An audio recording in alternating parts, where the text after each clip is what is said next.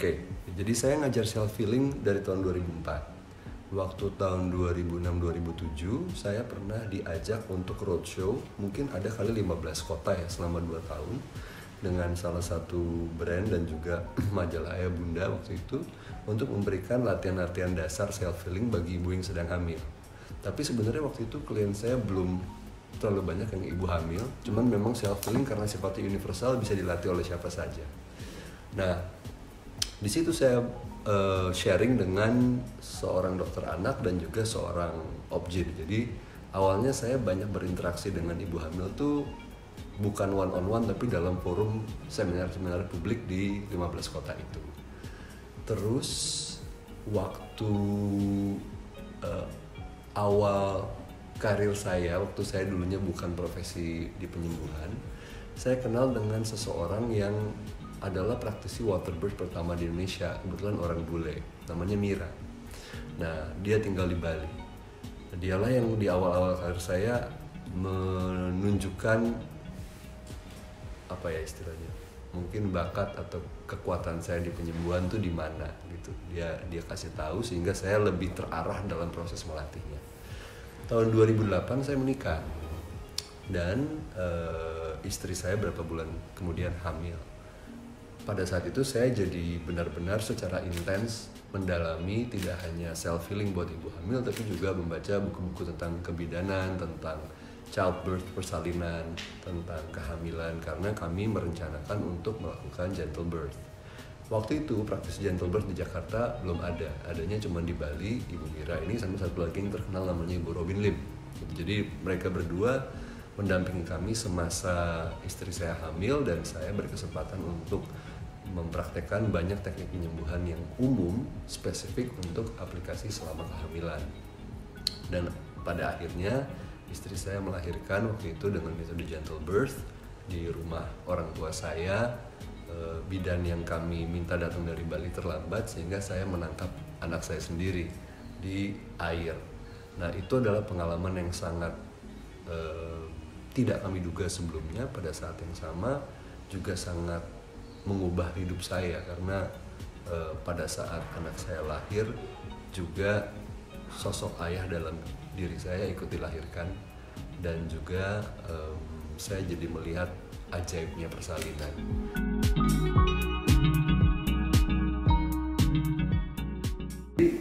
TAT itu singkatan dari Tapas Acupressure Technique.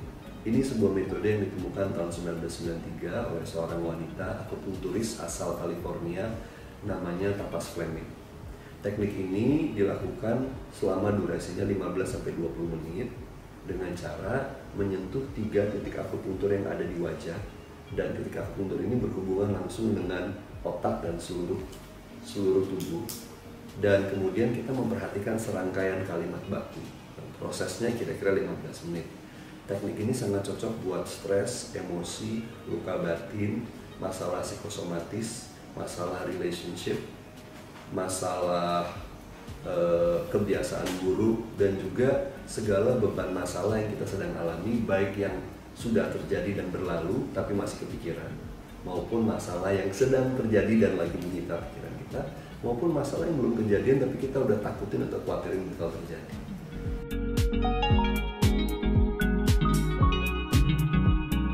Kalau Anda datang ke seorang sensei akupunktur, dia bisa mendeteksi bakal sakit sebelum sakitnya muncul di badan.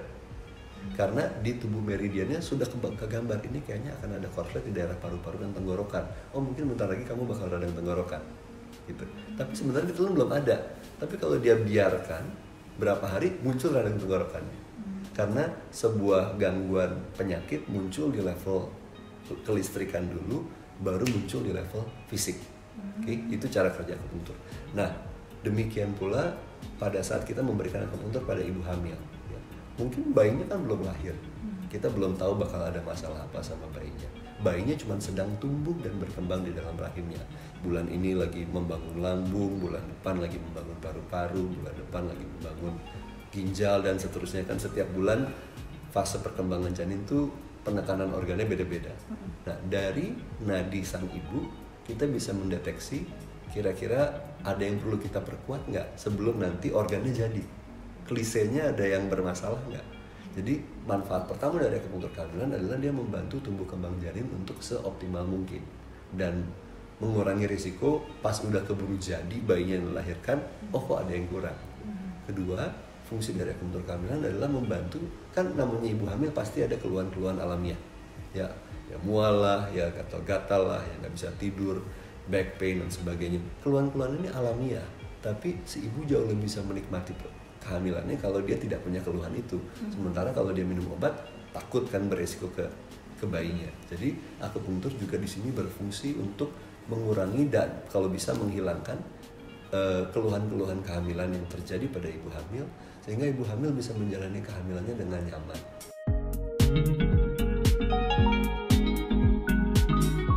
Saya selalu menghimbau ibu hamil buat belajar cara yang baru untuk mengelola, menetralisir dan menguraikan batin yang konslet, emosi, pikiran, dan stres.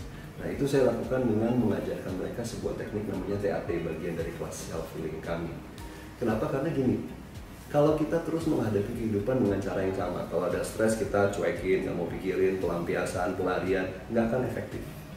Plus persalinan itu secara statistik 95% traumatis, menurut risetnya Emerson. Plus kalau udah punya bayi, udah nggak sempat lagi buat belajar teknik baru. Jadi saya selalu menyarankan kalau orang udah hamil, buru-buru belajar teknik baru untuk mengelola mental dan emosi kita. Karena seperti pertanyaannya bilang bahwa memang perubahan itu penuh dengan challenges. Bukan artinya harus kita takuti, tapi kita perlu memberdayakan diri dengan cara yang baru dalam mengelola mental dan emosi. Ada banyak cara tentunya, tapi dari begitu banyak yang saya dalami, bagi saya yang paling efektif TAT. Bisa dipakai pada saat hamil, bisa dipakai buat persiapan persalinan, dan bisa dipakai nantinya buat parenting. Belajarnya cuma sekali, 3-4 jam, habis itu bisa dipakai semua hidup. Jadi ini bukan wejangan bijaksana, dan lebih keadaan Anda perlu, seorang ibu hamil perlu memberdayakan dirinya dengan keterampilan yang baru. Karena nggak bisa dengan positive thinking, it doesn't work, pelarian, it doesn't work, kita nggak pikirin, it doesn't work. Malah menimbun sampah-sampah batin yang kemudian bisa meledak di kemudian hari. Jadi kalau dalam satu kalimat ya, bekali diri dengan keterampilan mengelola stres, emosi, dan pikiran yang tidak sama dengan apa yang kita pakai sebelumnya, yang lebih efektif, yang simple, dan bisa dikerjakan secara mandiri. Karena kenapa mandiri jadi penting? Karena ibu yang baru melahirkan nggak mudah datang ke klinik untuk diterapi oleh seorang terapis, psikoterapis, apapun terapisnya. Jadi kalau dia bisa kerjakan sendiri, dia bisa tetap bertahan waras tanpa meninggalkan rumah.